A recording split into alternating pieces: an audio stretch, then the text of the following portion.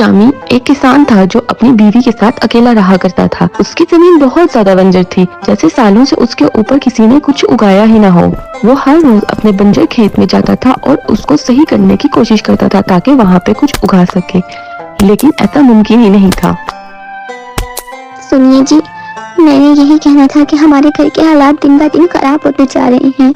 आप मुझे इजाजत दें तो मैं भी नौकरी शुरू कर दूं, कहीं किसी घर में काम कर लूंगी। नहीं, मुझे बिल्कुल भी अच्छा नहीं लगेगा। मैं ऐसा बिल्कुल भी नहीं चाहता। अगर ऐसा होना ही होता तो मैं बहुत पहले तुम्हें कह देता। तुम फिक्र मत करो, हमारे हालात बदल जाएंगे। ऐसे हालात नहीं बदलेंगे। आप एक काम क्यों नहीं करते? गांव के सेठ के पास ट्रैक्टर भी है और बैल भी है, आप उनसे क्यों नहीं मदद मांगते? शामी अपनी बीवी की बात मानते हुए अगले दिन ही गांव के बड़े सेठ के पास चले जाता है मदद मांगने के लिए। सेठ, मेरी जमीन बहुत बंजर है। अगर वहाँ पे ट्रैक्टर चलेंगे तो वो थोड़ी नरम हो जाएगी और मैं वहाँ पे कुछ उगा सकता हूँ। प्लीज मेरी मदद कीजिए।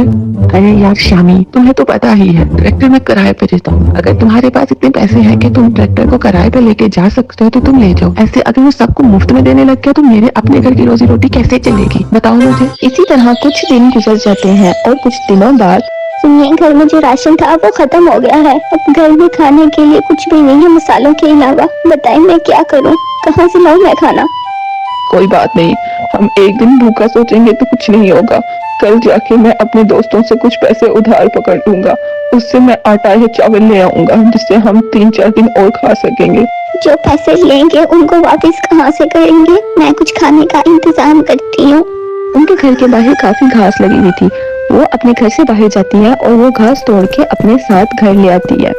घर लाके वो उस घास को सलबट्टे के ऊपर रख के एक बड़े से पत्थर के साथ रगड़ के पीस लेती है। फिर वो एक बड़े पतीले के अंदर उसको उबाल लेती है, जिसकी वजह से उसके अंदर का पानी खुश्क हो जाता है और उसका कच्चापन भी खत्म हो जाता है। एक आटे की शक्ल में आ जाता है जिसे वो बेल के रोटियां पका लेती है और वो रोटी वो दोनों मियाँ बीवी काफी दिनों तक खा के गुजारा करते हैं।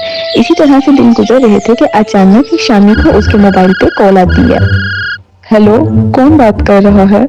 जी, मैं लॉटरी कंपनी से बात कर रहा हूँ। 1 साल पहले आपने जो लॉटरी ली थी उसका रिजल्ट निकल आया है। बहुत बहुत मुबारक हो सर, आपने 10 लाख रुपए जीत लिए हैं। मुझे पता है आप नहीं कब आ रहे हैं। क्या 10 लाख रुपए? क्या आप सच बोल रही हैं? मजाक तो नहीं कर रहे? अरे सुनती हो, वो जो हमने साल पहले लॉटरी ली थी ना उसका रिजल्ट निकल आया है और हम 10 लाख रुपए जीत गए हैं। क्या बात कर रही है? 10 लाख?